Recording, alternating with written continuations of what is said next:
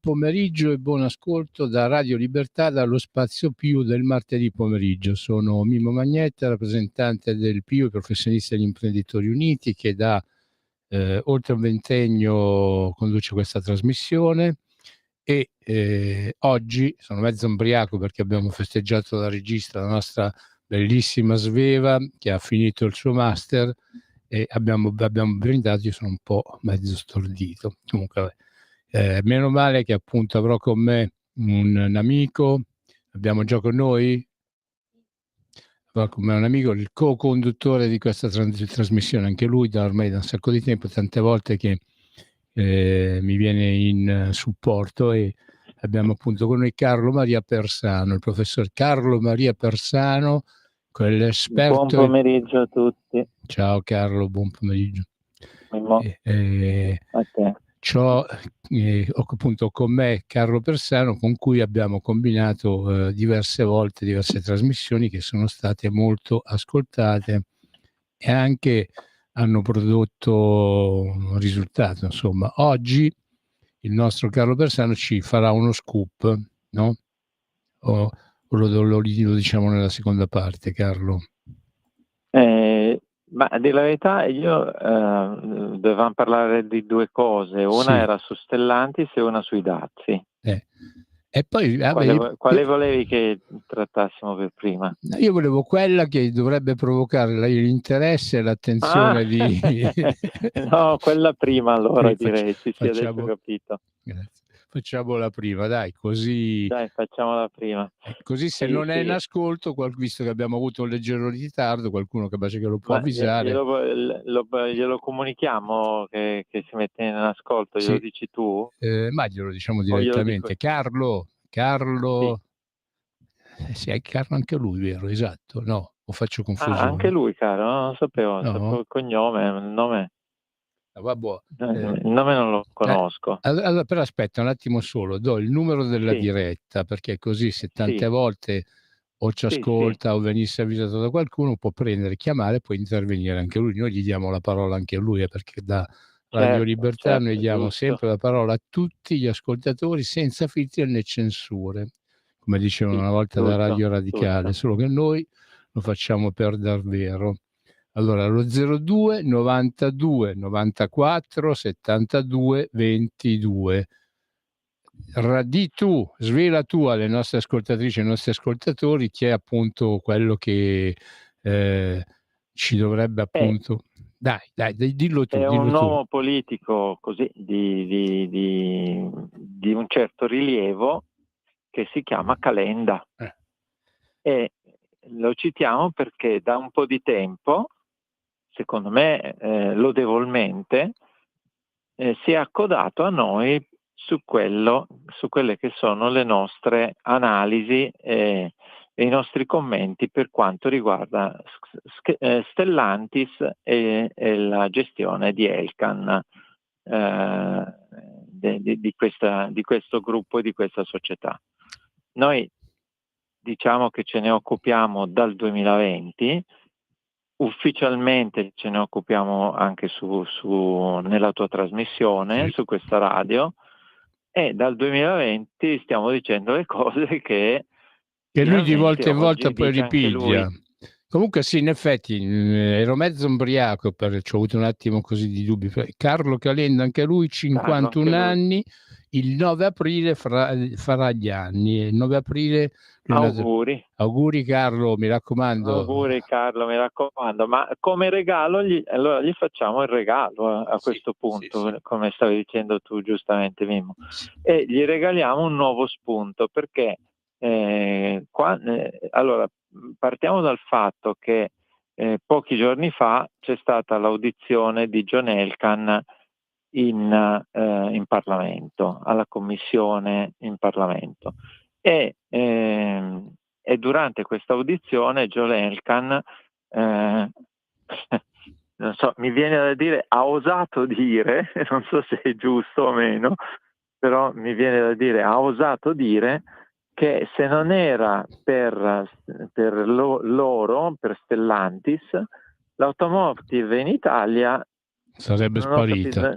sarebbe sparito, non sarebbe probabilmente mai esistito. Insomma, ci ha tenuto a dire: guardate, dovete ringraziarmi per i secoli a venire. Ha detto ha avuto un atteggiamento di questo genere.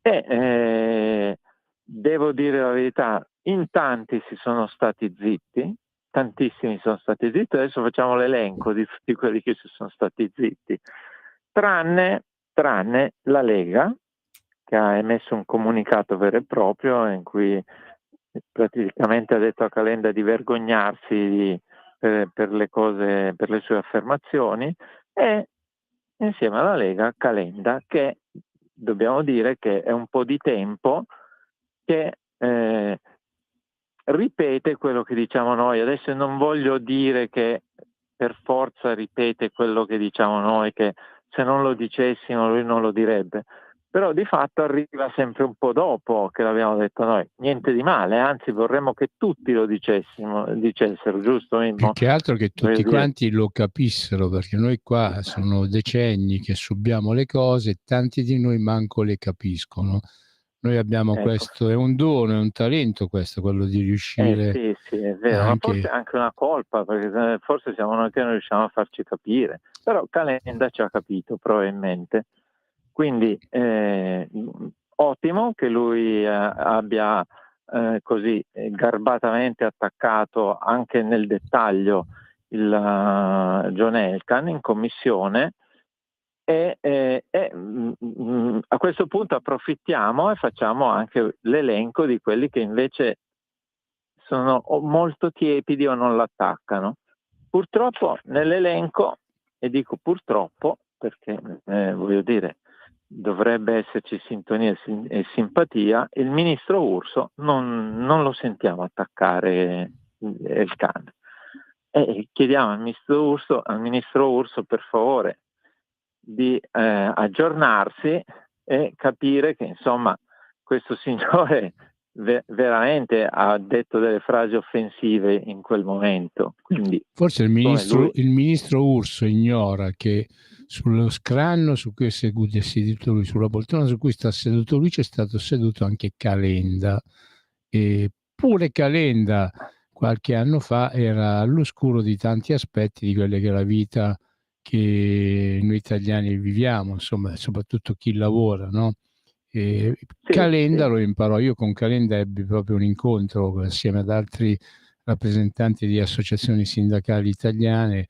Abbiamo un incontro in cui appunto spiegammo a Calenda alcune cose che a lui, ministro del lavoro, ministro appunto del Ministero dello Sviluppo Economico si chiamava all'epoca, sfuggivano.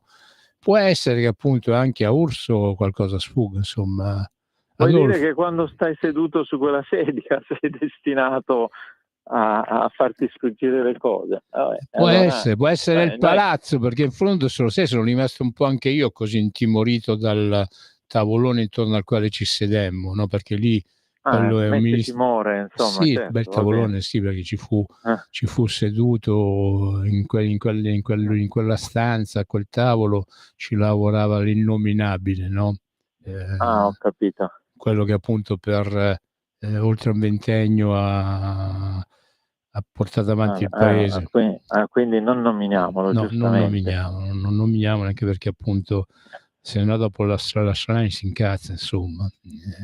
Però diciamo almeno una cosa, che Calenda comunque ha avuto il merito di parlare, di dire delle cose. Sì. Chi non le ha dette, abbiamo detto c'è questa lunga lista, sollecitiamo il ministro Urso a farsi avanti e a dire anche lui qualcosa. Peggio di lui c'è qualcuno, perché ce ne sono due peggio di lui.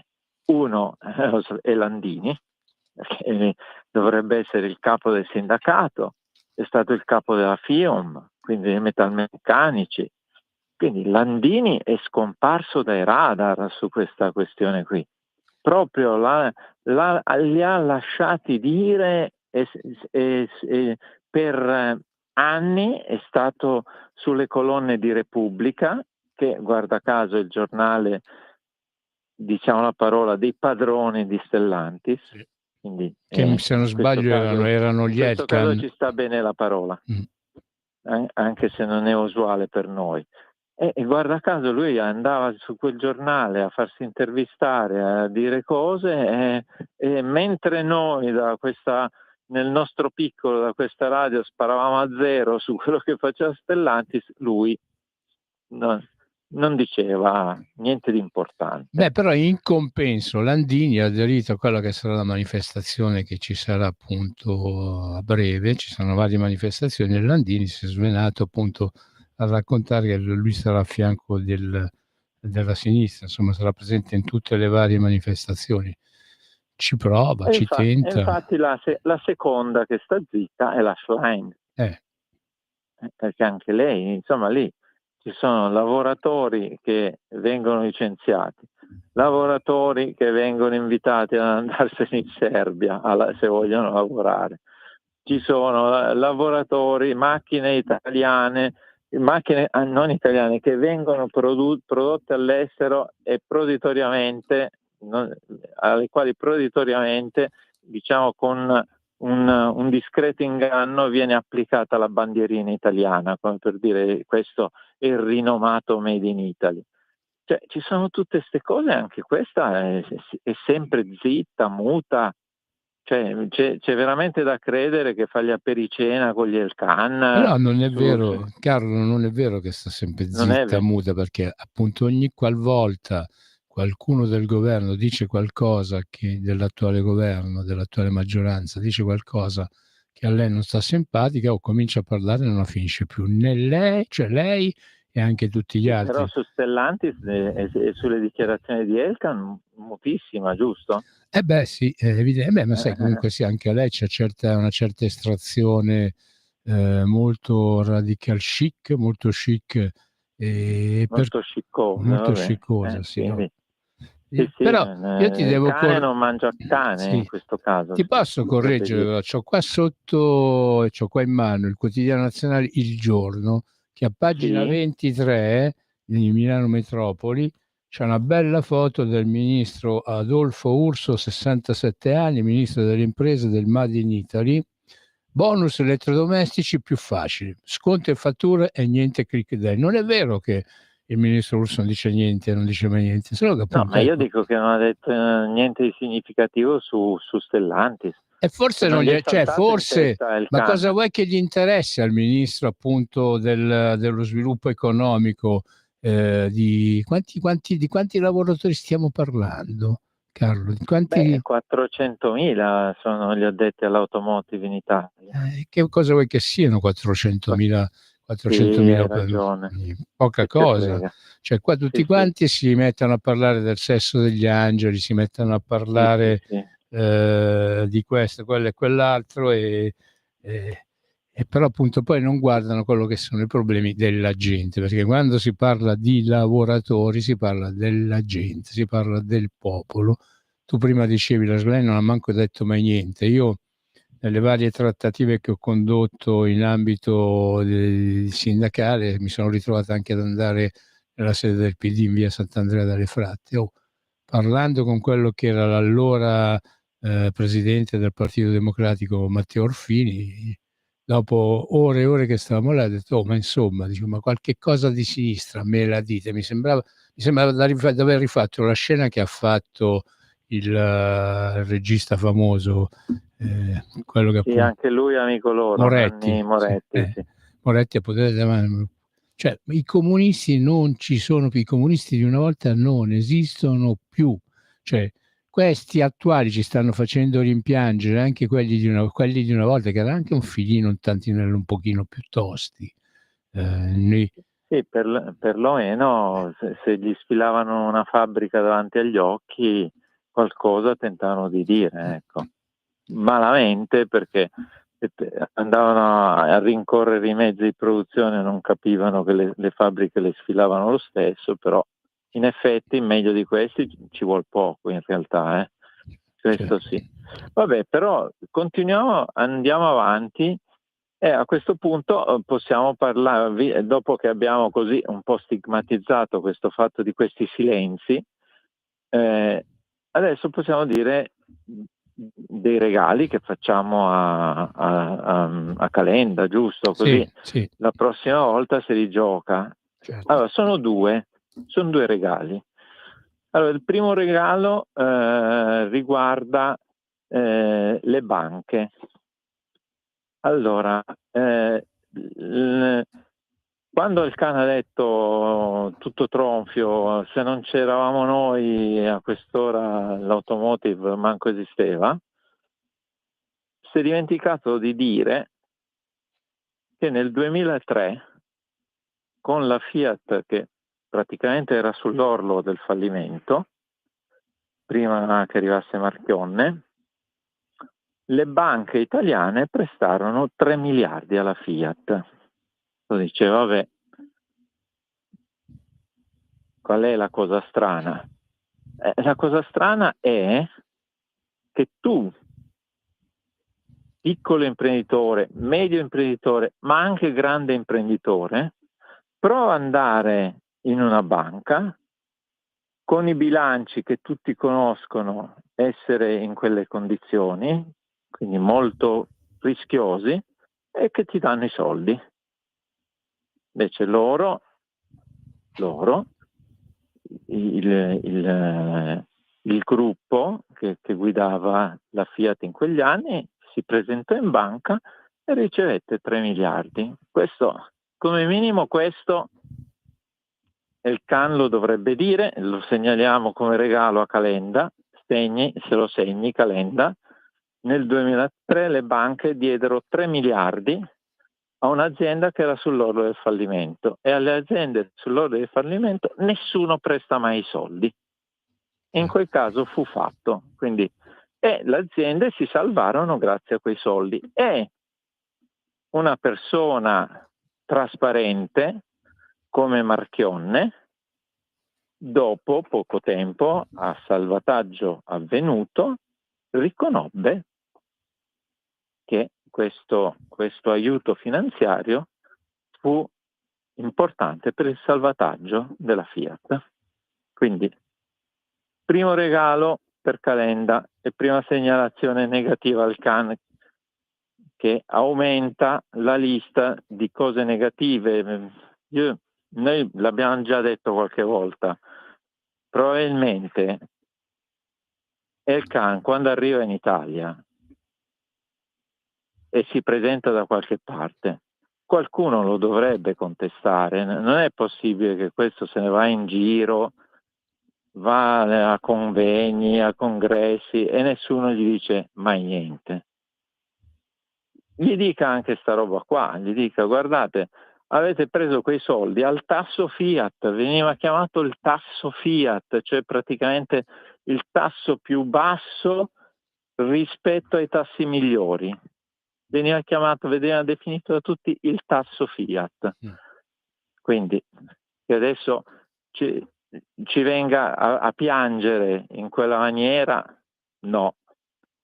Calenda, tra l'altro, giustamente ha sottolineato di tutti i soldi che anche recentemente ha preso il gruppo, e che c'è un'azienda abbastanza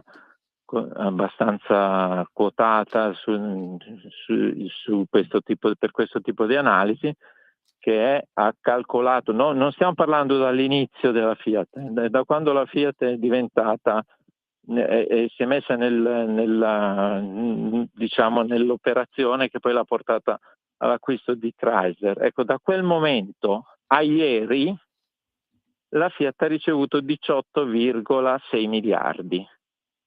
Anche di questo piccolo obolo di cui il CAN si dimentica. Miliardi ricevuti tramite benefici fiscali, miliardi ricevuti tramite il sostegno della cassa integrazione, quindi tramite gli ammortizzatori sociali, no? Miliardi ricevuti. Quindi uno dovrebbe dire: ma tu, quando ricevi tutti quei miliardi, dovresti distribuire dei dividendi ai soci, cioè dovresti distribuire gli utili quando hai degli utili ai soci, perché questi ricevono i miliardi, li incamerano, fanno pure i boriosi quando poi si presentano in Parlamento. Se si presentano, Carlo, però su questa battuta ti devo interrompere perché siamo giunti alla metà della trasmissione, dobbiamo dare la pubblicità. Ok, poi c'è il secondo regalo Sì. a Calenda, ricordiamoci. Pubblicità. Stai ascoltando Radio Libertà, la tua voce libera, senza filtri né censure, la tua radio. In quanti ti promettono trasparenza, ma alla fine ti ritrovi sempre con la bocca chiusa e non puoi dire quello che pensi. Radio Libertà non ha filtri né censure, ascolta la gente e parla come la gente. E rieccoci sempre su Radio Libertà, lo spazio più del martedì pomeriggio con Carlo Persano, con cui ci stiamo divertendo a dare nuove indicazioni all'ex ministro del MISE, del Ministero dello Sviluppo Economico, Carlo Calenda, che appunto pare che ci ascolti parecchio e che poi appunto prenda spunto da tanti argomenti che noi trattiamo in questa trasmissione. Prego Carlo. Ecco, sì, allora abbiamo detto il primo regalo, gli facciamo anche il secondo regalo, sempre sull'argomento Stellantis, così diamo un po' di materiale su cui lavorare.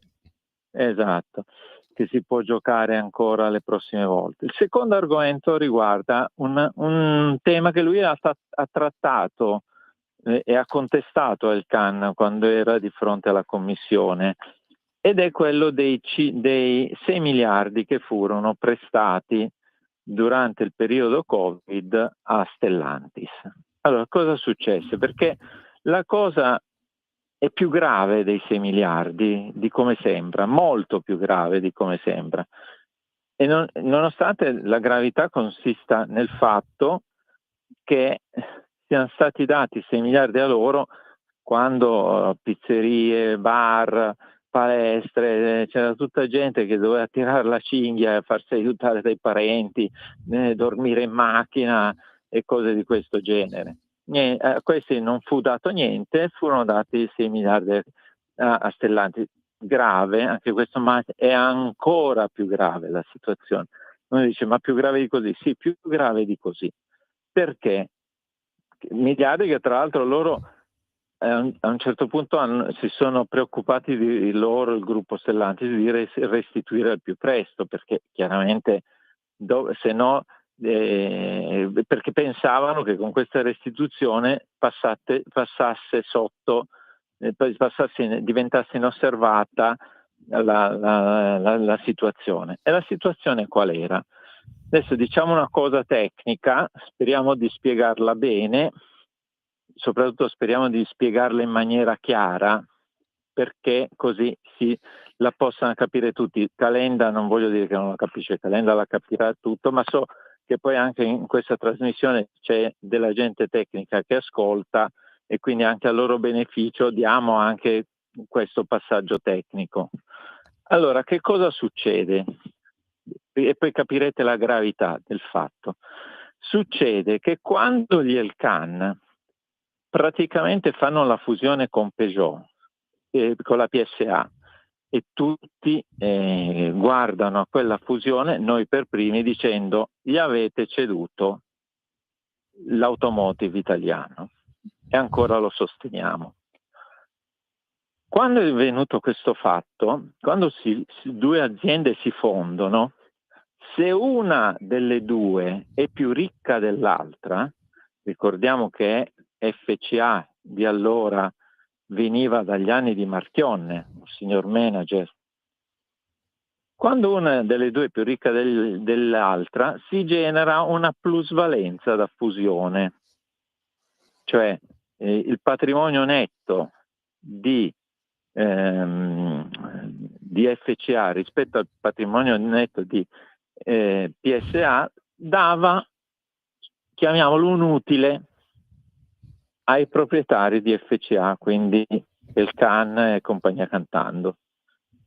Questo patrimonio netto, questa plusvalenza da fusione, questi utili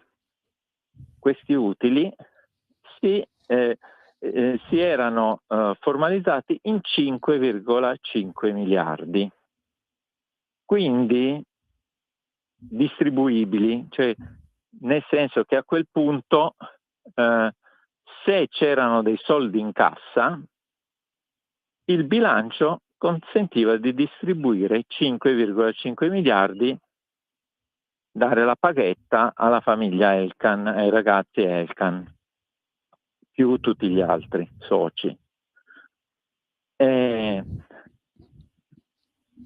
Questo è un passaggio tecnico forse un po' più difficile, perché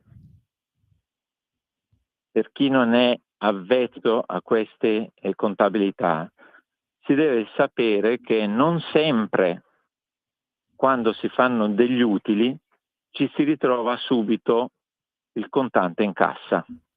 Faccio un esempio così veloce per capire tutti. Se una società possiede una palazzina e vende tutta di appartamenti e vende tutti gli appartamenti, nel bilancio si crea un utile tra quello che sono costate la costruzione e la vendita. Quell'utile teoricamente può essere distribuito come dividendi, però può essere distribuito come dividendi se tutti hanno pagato gli appartamenti. Nel caso, è solo un esempio, nel caso il pagamento fosse stato dilazionato, è chiaro che bisogna aspettare a quel punto di aver incassato tutto quanto prima di poter distribuire, cioè quei dividendi. Invece loro cosa hanno fatto, Carlo? Hanno distribuito, me la ricordo quella faccenda là, hanno distribuito i dividendi agli azionisti, e quando qualcuno gli ha contestato questa cosa qua, ha detto beh, ma io devo fare l'interesse degli azionisti. E no, perché caro Elkann, ha detto la frase, quei dividendi sono scolpiti nella pietra. Sì, io sono stato detto più testuali parole, quei dividendi sono sempre la laboriosità, l'arroganza. Però noi dobbiamo spiegare che se un'azienda che dice che appunto che in Italia il settore dell'automotive è in piedi grazie a loro, bisogna anche spiegare che se vengono presi dei soldi pubblici, se si guadagna qualcosa, i soldi devono essere reinvestiti, perché appunto l'azienda a cui noi, lo Stato, perché i soldi pubblici sono soldi che abbiamo dato noi cittadini, no? Se appunto l'azienda appunto dà dei soldi in qualsiasi forma, può essere sotto forma di TFR. No, ma questo era un prestito, non era un'erogazione a fondo perduto. Loro avevano ricevuto 6 miliardi di prestito. Hanno dato indietro qualcosa? Mi pare di no. Come? Hanno dato indietro qualcosa? Sì. Ah, sì? Proprio quando è venuta fuori la polemica dei 5,5 miliardi distribuiti in dividendi, lì è scoppiato il macello, e chiaramente lì si sono dovuti inventare la luna per restituire quei soldi. Io però mi sarei inventato un altro. La gravità è un'altra. La gravità è che uno si deve domandare perché la FCA aveva quella plusvalenza, cioè quindi aveva quegli utili ma non aveva la cassa. Molto probabilmente perché la cassa era stata ceduta a PSA, che evidentemente non era così florida, tant'è che appunto la plusvalenza da fusione si è generata da questa parte, e probabilmente quella cassa lì ceduta fu utilizzata per pagare i fornitori dei francesi. Capito il punto? Cioè levano la cassa da un'azienda che stava andando bene per darla a un'altra azienda che paga i suoi fornitori francesi, e per riottenere una cassa per distribuire i dividendi si fanno prestare i soldi dallo Stato, 6 miliardi. E lo Stato glieli ha prestati. Glieli presta. Lo Stato glieli ha prestati, ma come tante volte lo Stato italiano ha fatto proprio dei regali. Noi da questa radio, da questa trasmissione abbiamo denunciato anche quella che era azione che appunto lo Stato ha fatto regalando dei soldi alla famiglia Benetton. Cioè, quanti miliardi han dato appunto a seguito della disgrazia della sciagura del crollo del ponte Morandi? 9 miliardi 9 miliardi. sostanzialmente alle aziende dei Benetton. Sono state date 9 miliardi anziché arrivare a perlomeno aspettare gli esiti del processo per negligenza, Certo. rispetto alle manutenzioni, e aspettare gli esiti del processo che dicessero se quelle aziende, se gli amministratori di quelle aziende nominati dai soci Benetton risulteranno o meno colpevoli di questa negligenza. Certo, quello è un altro esempio. Sì, ma c'è un fiume di denaro, adesso non è che vogliamo dire che solo gli Elkann hanno ricevuto. Beh, di sicuro gli Elkann e i loro avi ne hanno presi un botto di soldi, perché insomma un botto enorme, la Fiat d'Agnelli è campata per decenni e decenni grazie alla cassa integrazione. Tu dicevi prima perché Landini, il sindacato, non ha detto niente, ma perché Landini faceva parte del gioco, insomma, tant'è che mantiene lo stesso stile che aveva con la famiglia Agnelli prima, la mantiene appunto col vecchio Agnelli, la mantiene anche con questi. Fosse mai appunto dire mezza parola contro i padroni, insomma. Però ecco, io mi stavo facendo una domanda, mentre tu parlavi del nostro Landini, tu ogni 2x3 quando poi piglia e che critichi il povero Landini.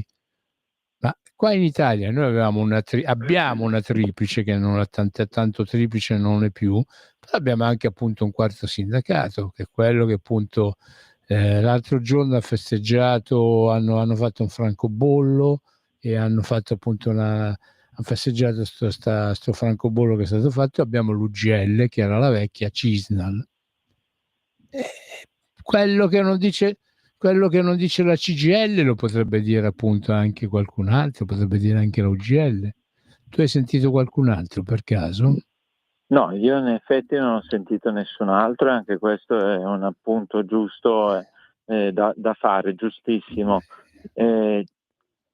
Al limite però la cosa che devo far presente è che rispetto alla UIL e anche alla CISL, Landini era il capo della FIOM, quindi era il capo dei metalmeccanici. Io me li ricordo quando ci passavano. Mentre la Cisnal, l'ex Cisnal, adesso che hai detto si chiama UGL, forse non aveva una conoscenza così importante nel settore metalmeccanico. La FIOM non può girare la testa dalla faccia dall'altra parte e far finta di niente. Sì, mi ricordo quelli dei metalmeccanici. Però hai ragione, anche quelli potrebbero dire qualcosa. Carlo, io mi ricordo i metalmeccanici, ti parlo del 72-73, che invece di andare a scioperare per i diritti dei lavoratori, invece invadevano assieme ai compagni la scuola in cui io frequentavo l'istituto di ragioneria, e venivano a spazzar via tutti quelli che comunisti non erano.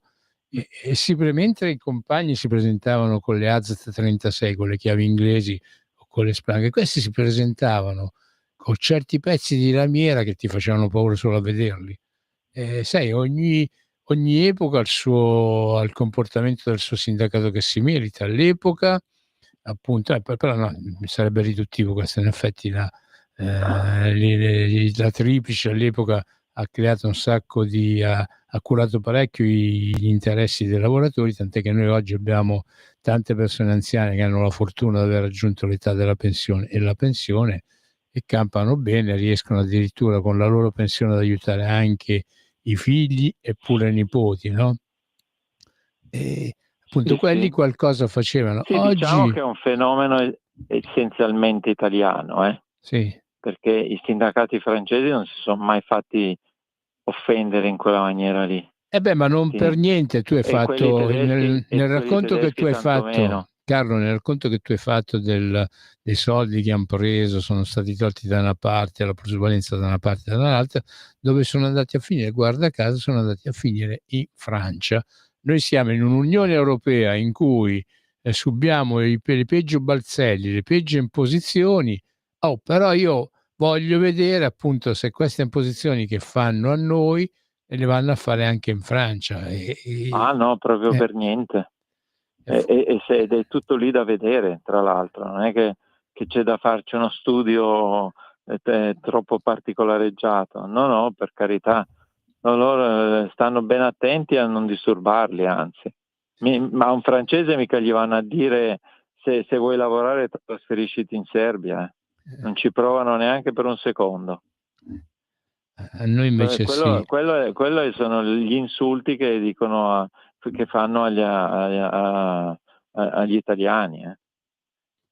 Forse sarebbe ora di cambiare un attimino il registro, insomma. Sì. Se in fondo non succederà mai che una macchina francese prodotta all'estero gli mettono sulla bandierina francese. Quelli sono insulti tutti per l'Italia. E che noi ci teniamo sempre, insomma. Noi no, ma gli altri sì. Noi no. Noi Calenda no, almeno in commissione gliene avete 4.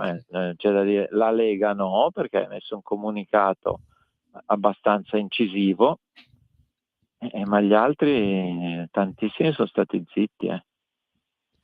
Che possiamo fare noi? Noi che siamo sempre stati dei tipi molto pragmatici, no? Noi possiamo diffondere tramite le tue trasmissioni, quando possiamo, quello lo facciamo.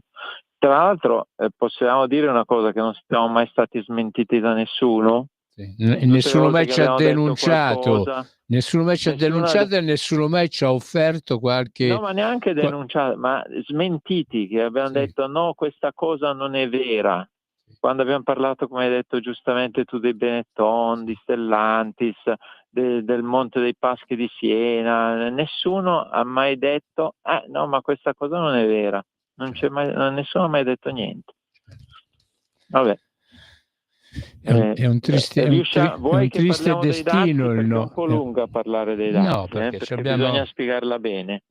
Possiamo farlo in una maniera... Io ho lavorato negli Stati Uniti per motivi professionali, ovviamente sono stato negli Stati Uniti per parecchio tempo e ho trattato proprio i dazi nel periodo che ero lì, e quindi è una materia che conosco molto bene, e siccome ne girano tante di palle in tutto quello che sento e leggo sui giornali, sento in televisione o nelle trasmissioni, e nessuno dice delle cose che io ho notato negli Stati Uniti e che farebbero un'enorme differenza, secondo me questa è una cosa di cui dovremmo parlare. Io ovviamente ho lavorato nel settore dell'automotive negli Stati Uniti e ho visto come vengono trattati i dazi dell'automotive dall'Agenzia delle Dogane negli Stati Uniti. So esattamente cosa fanno. Quindi parleremo di questo e tireremo un po' di pesci in faccia a tutti quelli che dicono che stanno mettendo il terrore sui dazi. Ne tireremo di pesci in faccia anche su sta roba qui. Io ho acquistato... Poi anche lì invitiamo le persone che hanno fatto gli annunci sui dazi, li invitiamo tanto è una radio col telefono aperto, ci chiamino e dicano non è vero, questo non è vero, vediamo cosa ci diranno. Che appunto sui giornali comunque, vabbè, io c'ho sotto gli occhi il Messaggero e il Giorno di oggi, no? Poi ho letto diversi altri giornali. Tutti stanno. Allora in testa ci sono il Corriere della Sera, La Stampa e Repubblica, che stanno facendo una campagna di terrorismo sui dazi. Io sto leggendo qua addirittura auto, farmaci e microchip. Trump adesso frena sui dazi, ma il Tycoon impone tariffe al 25% su qualsiasi merce per chi comprerà gas o petrolio dal Venezuela. Sì, ma quella è un'altra cosa, quella è una questione politica. Sì. Loro dicono che il Venezuela si comporta male in un certo modo, non so se è vero o non è vero, non loro stabiliscono quella cosa. Loro dicono se aiutate il Venezuela siete nostri nemici, e quindi noi imponiamo i dazi. Però ho letto da qualche altra parte non è una questione commerciale. Sì. No, ho letto da qualche altra parte che in pratica Trump, la questione dei dazi, dice vabbè, se certe nazioni non ci rompono più di tanto le palle, invece che fargli il 25%, gli facciamo il 12,50. Cioè c'è molta... ci sono varie opinioni qua scritte, se andiamo a guardare quello che i giornalisti scrivono, però appunto la nostra regista Sveva ci dice che c'è un ascoltatore, perciò diamo la parola al nostro ascoltatore e alla nostra ascoltatrice. Buongiorno, chi sei e da dove chiami?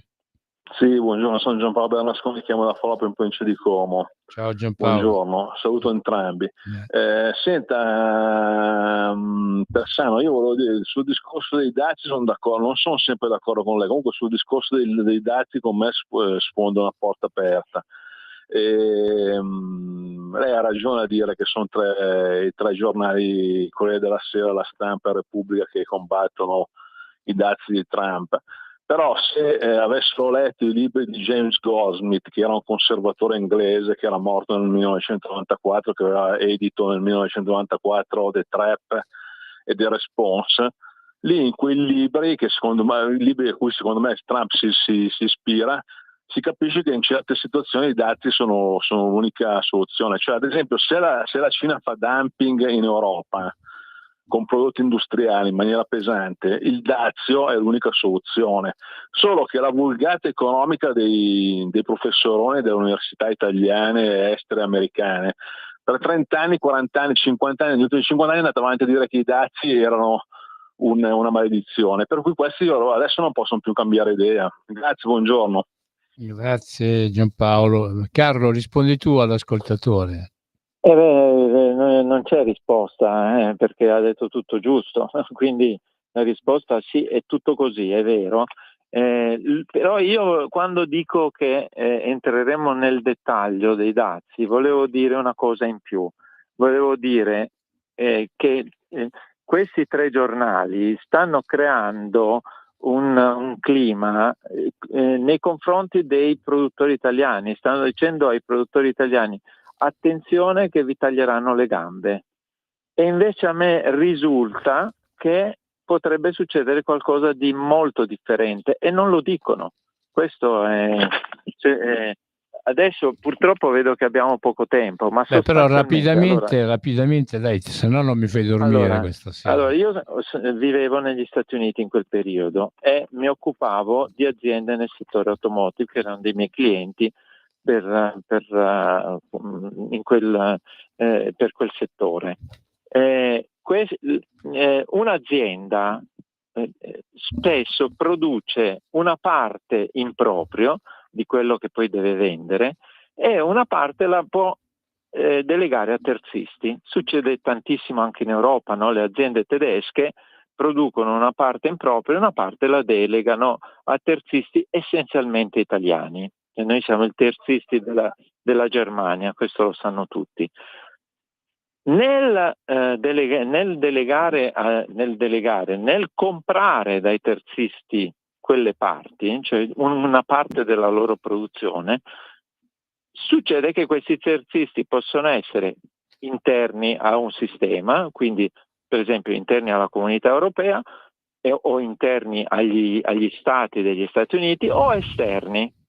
Quindi sostanzialmente si crea una gamma di prodotti. Per esempio un'automobile ha un certo numero di parti. Una parte di quelle parti vengono prodotte direttamente negli Stati Uniti, una parte vengono prodotte direttamente dal produttore, una parte dai terzisti di produttore residenti negli Stati Uniti, magari in altri stati, ma sempre negli Stati Uniti, e una parte da produttori esteri, per esempio cinesi. Allora, cosa succede nel caso dei produttori esteri, quindi cinesi o domani italiani? Succede che gli Stati Uniti hanno un ente centrale che è l'Agenzia delle Dogane che è un ente federale, quindi non è un ente statale, quindi sopravanza i singoli stati. L'ente federale va a vedere queste importazioni e la prima cosa che fa, cosa che non viene fatta in Europa a causa dei tedeschi e dei francesi che hanno smontato questo sistema, che prima c'era anche da noi col MEC, questo ente federale che cosa fa? Questo ente federale va a capire se ci sono dei produttori americani che vendono lo stesso prodotto. Non solo, va a vedere se per caso ci sono delle aziende, in genere guardano una visibilità di 2 anni, se nei 2 anni precedenti c'erano state delle aziende americane che avevano prodotto quel pezzo, quella componente lì. Quindi anche se non c'è più neanche un'azienda americana che lo fa in quel momento, però c'è stata fino a 2 anni prima, loro si fanno delle domande. E a queste domande, Carlo, però dovremo dare risposta la prossima volta, perché va bene, il nostro tempo è giunto al termine. Ma secondo me ci sarà qualcuno che rimarrà sorpreso. Speriamo che ci chiami, che ci proponga qualcosa. No, vabbè. O magari prenda solo appunti. Sì. Comunque, volendo la trasmissione la possono tranquillamente riascoltare su Facebook o su YouTube, oppure se vanno appunto sul sito di Radio Libertà possono riascoltare per intero quello che noi abbiamo detto. Perciò, Carlo Calenda, se ci sei, accendi la radio, sintonizzati, ascolta quello che noi abbiamo detto. Capito? Se non hai sentito o non ci hai seguito in diretta, lo puoi fare subito, appena finisce la trasmissione. Grazie Carlo Persano. Grazie a voi dell'invito, come al solito. E alla prossima, grazie ancora. Grazie. Grazie a tutte le ascoltatrici e tutti gli ascoltatori dello Spazio Più da Radio Libertà, e a risentirci alla prossima trasmissione, che sarà venerdì pomeriggio, sempre dalle 15 alle 16. Venerdì parleremo di sicurezza, di forze dell'ordine. Grazie ancora e buon proseguimento di trasmissioni su Radio Libertà. Avete ascoltato Spazio Più.